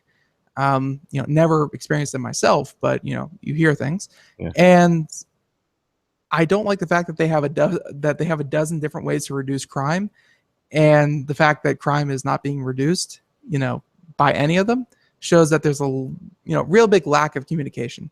So I don't know. I feel like they're doing it wrong. I mean, these like big data, like the law professor said, big data and data-driven analysis has a lot of potential. I mean, it's not just for making sure that lights in cities aren't using too much power. You can tell, when someone is at risk for joining a gang.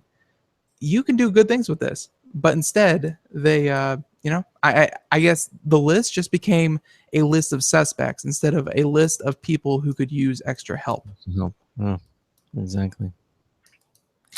Well, it's sad, but do we have a story that we can end on a positive note for the weekend?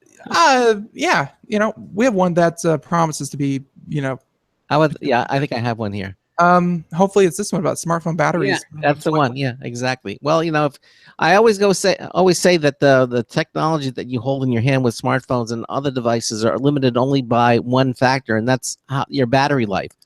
They can do so much more, but because you're dealing with batteries that are basically been around since the 18th century, the technology is pretty much the same. We're limited. We keep trying to find, but evidently, now it's not a quantum leap. They're not, batteries that run off of, nuclear power, but not quantum leap, but hey, twice is pretty good. Twice. They're saying smartphone batteries with twice the life may arrive in 2017. There is a company called Solid Energy, and they're preparing to commercialize its lithium metal technology. This is a type of lithium battery that can make gasoline-powered cars obsolete and is on the track to be commercialized. The lithium metal batteries developed by MIT spin-off Solid Energy can reportedly pack the same energy as a standard lithium-ion cell in half the size, or they can make a battery the same size as a lithium-ion battery, but now it will last twice as long.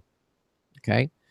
And I think the diagram here, again, watching the video portion, shows it pretty safely. Is they have the old one and they have the new one, and it's like it is half the size, but it's much safer, and it runs the same length. But hey, if you're still keeping the same dimensions, make it twice as big, last twice as long.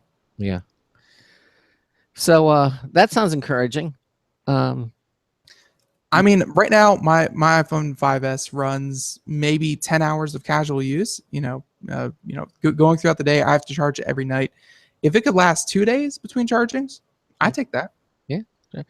Well, they have these wireless chargers now that's making charging easier for phones, but they still have to be charged, obviously.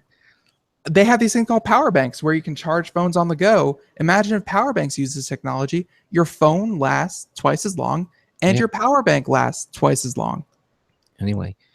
I mean, if every battery out there lasted twice as long, we'd be in a good place.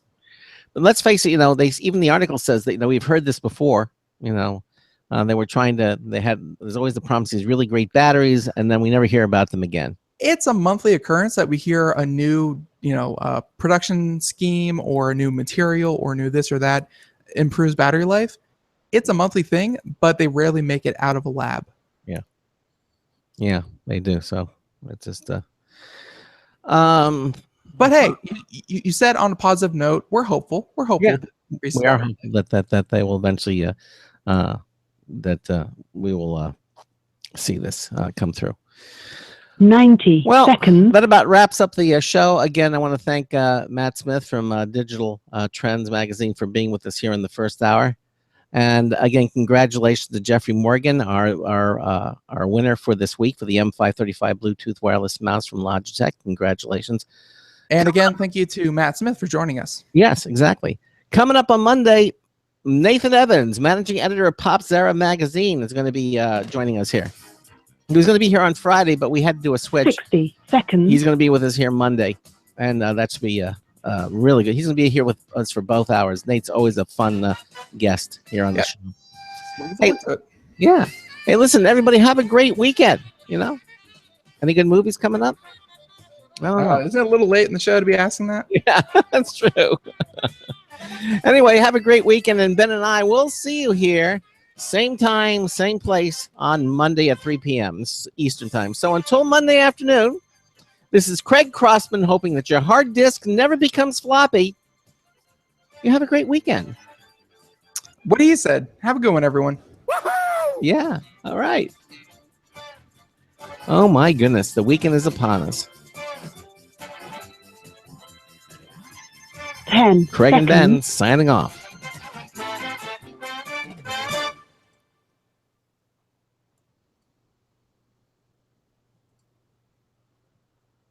Thank you for using Blog Talk Radio. Goodbye.